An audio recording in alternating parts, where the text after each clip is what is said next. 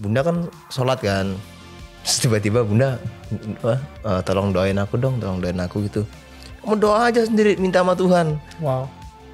Lama-lama I think ini kayaknya waktunya aku sholat. Akhirnya nyobain sholat dan aku meminta. Dan alhamdulillah diberi. Kalau ditanya kenapa percaya sama Allah, karena ya aku minta dan aku diberi, sesimpel itu aja. Sekali lagi tentu nasib korban jauh lebih kasihan, tapi aku sempet yang benar-benar lihat orang jalan tuh enak banget. Di dunia yang serba crazy ini menurutku, kita lupa bahwa kita pergi dari rumah terus sampai ke rumah itu udah blessing yang luar biasa banget itu. Ya, pernah nanya gak kenapa Tuhan mengizinkan kejadian seperti itu terjadi sama lu ketika lu umur 13? Aku pernah nanya ke bunda, kenapa aku ya bunda gitu. Jawabannya bunda, kamu nanya ke Tuhan, why me? Tahu balasan Tuhan apa? Why not? Sesimpel itu. Untungnya aku punya kedua orang tua itu yang selalu menguatkan mental itu sih. Hai, ini gua Daniel, tetangga kamu. Yuk kita mulai. Ngomongin mobil. Tapi nggak tahu kalau Kak Daniel gimana kan? Kalau gua, wah gila. Kalau gua ternyata dulu itu gua menikah dengan Viola gara-gara motivasi yang salah. Oh. Gue umur 30, gue takut ketuaan. Abis itu kayak gara-gara kultur gue semuanya pada bilang kapan nikah, ya udah gue nikah deh kayak gitu. Dan gue nikah karena pengen punya anak. Udah intinya itu aja gitu. Jadi bukan karena agama, bukan karena cinta mungkin saat itu ya. Karena gue mikirnya ya logikanya aja gue harus nikah gitu. Dan ternyata setelah gue melewati banyak banget cobaan dalam pernikahan dan ujian dan lain-lain gitu ya. Baru tahun ke-5 atau tahun ke-6 gue sadar, wow, gue ternyata Tuhan baik banget sama gue untuk walaupun gue gak layak menjadi seorang suami, tapi Tuhan memampukan gue menjadi seorang suami yang baik. Sehingga akhirnya gue baru ngerti esensi dari pernikahan itu adalah dua manusia yang benar-benar jadi satu untuk membuat dunia ini menjadi lebih baik lagi gitu. Ada satu orang bilang, dia namanya Martin Luther King. Bukan Martin Luther itu yang di Jerman, orang Jerman gitu ya. Jadi si Martin Luther ini bilang ada dua cara untuk menghilangkan ego sama menjadi lebih seperti Yesus. Kalau misalnya di Kristen itu kan tujuan kita adalah menjadi lebih seperti Yesus. Yang pertama adalah lu masuk ke monastery, lu masuk jadi pastor gitu. Yang kedua, lu menikah. Karena di pernikahan itu, ego lu itu akan dihancurin sehancur-hancurnya. Tapi ketika ego lu semakin berkurang, kayaknya lu menjadi manusia yang lebih baik gak sih? Iya. Karena ya setuju juga ya. Gue menjadi ayah yang baik, gue menjadi suami yang baik, gue menjadi leader yang lebih baik bagi tim atau perusahaan gue menjadi manusia yang lebih baik aja. Karena ketika gue di pernikahan gue, ego gue itu benar-benar kayak dibunuh terus gitu, diasah terus sehingga akhirnya gue menjadi manusia yang ternyata dan itu di pernikahan lu butuh banget Tuhan sih. Kalau gue udah cerai dari kapan-kapan gitu. Asli. Iya emang musuh terbesar manusia kan ego kan menurutku ya. Betul. Apalagi anak muda ya. Aduh banget. Dimana anak muda itu banyak kan yang udah feel entitled gitu. Makanya gue ngeliat kayak Dul ini beda banget sih Dul. Waduh. Yang tadi kita bilang gitu, lo you don't feel privilege. Yes, lo mempunyai privilege itu, tapi lo harus menggunakan itu sebaik-baiknya. Tapi lo nggak memanfaatkan itu untuk sebuah keburukan. Dan yang kedua, ya kerendahan hati lo dan you know the fact that kedekatan lo dengan Tuhan juga gitu. Makanya tadi gue tanya, sebelum kecelakaan sama setelah kecelakaan, itu kayak lo menjadi orang yang sangat berbeda banget sih. Iya. Ya banyak yang bilang juga gitu sih.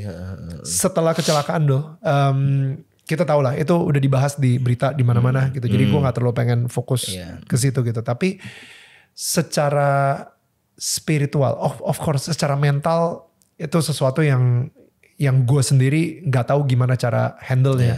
Bahkan di umur gue sekalipun, saat itu lo umur 13. 13 tahun. Apalagi ketika lu umur 13 tahun gitu. Jadi tapi yang gue pengen tahu dan lebih fokus secara spiritual. Iya. Ketika lu ngomong ngapain nyembah Allah gitu. Gue gak kenal gitu kan. Sampai akhirnya kecelakaan itu terjadi. Dan di mana Allah saat itu ketika lo mengalami musibah seperti itu gitu Dul? Ya pertama-tama kalau ngomongin kecelakaan kayaknya nasib keluarga korban tentu jauh lebih kasihan daripada aku ya. Tentu itu. Tapi aku di sini cuma mau sharing tentang pengalamanku. Akhirnya menurutku oh God ada gitu ya. Jadi pada saat itu aku benar-benar ketakutan banget. Adalah ketakutan karena ya banyak lah. Itu kan shock banget kan. Takut banget. Terus bunda kan sholat kan. Terus tiba-tiba bunda tolong doain aku dong. Tolong doain aku gitu. Kamu doa aja sendiri minta sama Tuhan. Wow. Lama-lama I think ini kayaknya waktunya aku sholat. Akhirnya nyobain sholat. Dan aku meminta. Dan alhamdulillah diberi. Permintaanku tuh diberi gitu. Alhamdulillah gitu ya. Jadi dan apalagi pas di rumah sakit berapa hari itu kan sendirian malam-malam kadang ditemenin bunda ada sendirinya juga gitu. Itu di mana-mana benar-benar wah emang ada yang bisa nolong aku gitu, yaitu Allah gitu. Jadi ya kalau ditanya kenapa percaya sama Allah karena ya aku minta dan aku diberi, sesimpel itu aja. Jadi nggak ada alasan lagi untuk nggak percaya sama Allah gitu. Kalau aku ya. Diberi apa emangnya Dul? Ya aku minta dalam doa aku itu ya Allah aku mau gini, tolong dijauhkan bla bla bla. Dan doanya semua dikabulin. Boleh di-share nggak? Gue nggak tahu maksudnya yang bisa di-share aja gitu. Yang bisa di-share ya mungkin ya semoga bisa bermusik lagi gitu dan lain-lain kan karena dulu ini ya. Sekali lagi tentu nasib korban jauh lebih kasihan. Tapi aku sempet yang benar-benar lihat orang jalan tuh enak banget. Karena kan waktu itu aku masih di perban kan, belum bisa jalan. Tuh lihat orang jalan tuh enak banget. Pas bisa jalan tuh, wah alhamdulillahnya tuh, wah aku bisa jalan lagi gitu. Wow. Jadi ternyata dipikir-pikir sebenarnya kalau kita ngomongin nikmat ya, kadang kita lupa di dunia yang serba crazy ini menurutku. Kita lupa bahwa kita pergi dari rumah terus sampai ke rumah itu udah blessing yang luar biasa banget itu. Ya itu mungkin karena pengalamanku sempat nggak bisa jalan ya hingga akhirnya jalan pertama kali. Wah itu kan sempat khawatir juga dong, bisa nggak ya ntar main musik lagi atau apa. Alhamdulillah bisa itu. Ada rasa bersalah, guilt. Ya. Gimana cara lu bisa ya mengalahkan si rasa bersalah atau mungkin belum secara 100% bisa mengalahkan, it's okay juga, tapi minimal bisa hidup dan menikmati teh ketika lo mengalahkan rasa bersalah itulah. Ya itu tadi minta ampun aja ke Allah. Oh gitu. Minta ampun ya, ampun. Ya sholawat tadi tentu juga itu salah satu terapi buat aku pribadi. Dan ya move on lah. Makanya aku ada suka banget kalimat do not talk about the past ya kan. Jangan sekali-kali kamu membicarakan tentang masa lalu, tapi setiap hari adalah lembaran yang baru gitu. Ya move on aja, move forward gitu ya. Itu udah takdir. Aku pribadi udah gak bisa komplain gitu. Karena aku pribadi juga gak sengaja kan. Demi Allah dunia akhirat bisa aku bertanggungjawabkan. Ya move on aja, move on. Dan tentu menjalin silaturahmi yang baik dengan keluarga korban ya. Tentu itu sangat-sangat, itu justru yang paling bantu. Oh gimana? Iya silaturahmi dengan keluarga korban. Masih chattingan. Itu sangat-sangat membantu gitu. Gimana anaknya udah pencak silat kan. Ada salah satu keluarga korban yang anaknya pencak silat, gimana, udah sampai mana, itu justru kadang ngebantu gitu. Wow. Ya karena juga pasti banyak juga yang benci karena kejadian itu kan. Tapi ya itu takdir Allah dan kayaknya pelajaran seumur hidup untuk bisa menerima takdir itu ya, untuk ikhlas gitu ya. Pernah nanya gak kenapa Tuhan mengizinkan kejadian seperti itu terjadi sama lu ketika lu umur 13? Aku pernah nanya ke Bunda, kenapa aku ya Bunda gitu? Jawabannya Bunda, kamu nanya ke Tuhan, why me? Tahu balasan Tuhan apa? Why not? Sesimpel itu. Untungnya aku punya kedua orang tua itu yang selalu menguatkan mental itu sih. Untungnya ayah, Bunda. Itu. Makanya dulu kan aku lihat podcastnya Kak Daniel tuh. Harusnya kamu yang rukiah orang itu.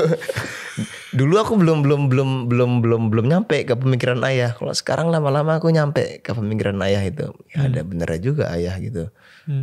Semuanya kan bersumber dari diri kita sendiri kan. Gitu.